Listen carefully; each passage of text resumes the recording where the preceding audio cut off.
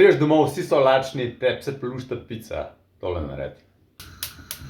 Fino segreješ ponuk, pol pa daš gor tortiljo. Ko segreta, dodaš sir, pest ali dva,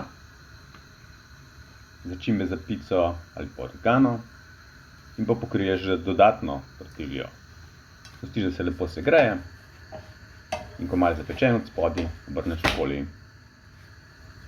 Ko se sir nekoliko stopi, dodaš gor kečap ali pa paradižnikovo mezgo, sir, začimbe za pico, malo soli in pokriješ, toliko da se sir stopi.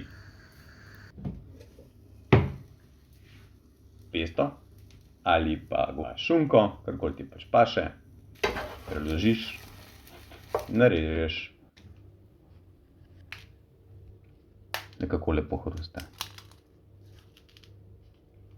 Probik je res preprosto, enostavno, hitro, pač ja, idealka za dnevnika paše. Vse dobro.